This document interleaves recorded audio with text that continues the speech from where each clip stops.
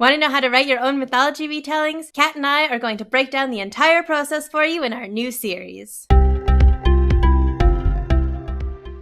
Hey all, and welcome to my vlog. My name is Erin, this is Kat, and this is Demystifying Mythology. Kat is one of my fabulous critique partners, and we've teamed up for this new series to teach you about mythology and retelling them. This topic was requested by one of my patrons over on Patreon, Casey. So I recruited Kat to help me out. Mythology Basics marks the start of a series, but you can look forward to additional videos on things like research, character creation, world building, ancient versus modern morality, and writing mythical romance. If you have suggestions on other things about mythology or writing that you'd like to see us talk about, you can leave those suggestions in the comments below. Before we get started, don't forget to subscribe to my channel and ring that bell so you always know when a new video is uploaded. And I will have a link to Kat's channel in the description below. If you have not already subscribed to her, get on that. What is your book about? My mythology books are the Olympian Confessions duology, Hades and Persephone, and Hera. They're both set during the actual happenings of the myths as opposed to a modern retelling. Hades and Persephone covers the romance between those two characters and the rise of Persephone as the goddess of spring and the queen of the underworld. And Hera is the story of her rising to become the queen of Olympus and circumvent Zeus's rule. My work in progress is The Goddess of Nothing at All, and it's a Norse myth retelling from the eyes of Sigyn, Loki's canon wife. It's also set during the actual timeline of the mythology, and it focuses on the trials and tribulations of being in a relationship with a trickster god. The story is a mix of dark and funny, and I keep making readers cry, but it's full of queer characters and not all of them die at the end. Why did you choose this lead? I chose Hera as a lead years before I actually wrote a book about her. I chose her at random for a university assignment. And when I got that assignment back, my professor said that he had never thought about Hera that way, which made me really want to write a book so that other people could also change their perceptions of her. Everyone thinks that she's just a vindictive, heartless bitch, and I am here to change that. And then I chose Hades and Persephone just because I loved their mythology, and I wanted to write a version that took out all of the ick and kidnapping. I was really drawn to Loki's story, and I wanted to explore that from a new perspective. It felt natural to try Sigyn's point of view, since she would act as sort of a less biased party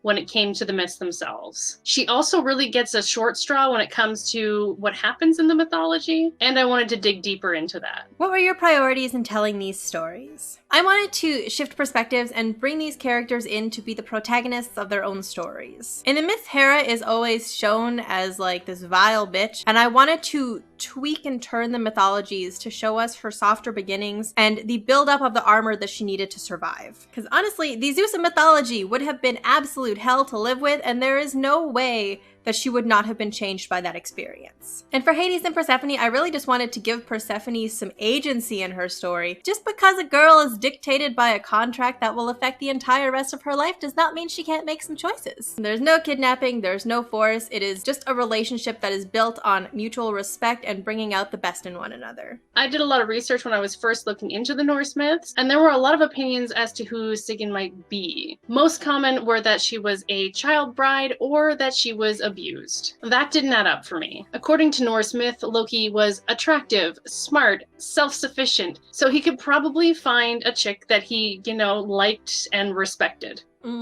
If we assume that this is true, what happens next? In many mythologies, god couples often counterbalance each other. Sky gets with earth, sun gets with moon. I wanted Sigyn to be a counterbalance to Loki's chaos, and for her to do that while having his adoration. I also wanted to be as true to the mythology as I could, and do that in a way that reflected Sigyn and Loki's motivations and the cause and effect of their lives. There are a lot of tiny details that played into my choosing the story, but I really wanted to show that there are three sides to every story: Loki's story, Odin's story, and the truth. Why Greek and Norse mythology? What drew you to those? I've loved Greek mythology since I was a wee lass, and of course the versions that we're getting as children are a lot tamer than the actual myths, but that did not stop me from grabbing onto them. I've read countless books related to mythology, and there's no shortage of art and stories out there to prove that they have equally captured others. It also helps that we studied it in school, so I feel like I've just always known a lot about it and have been studying it forever. I feel like if I were to write under any other mythology, it would require a lot of research just to find a myth that captures me enough to to want to write about it. Norse mythology is dark like my soul.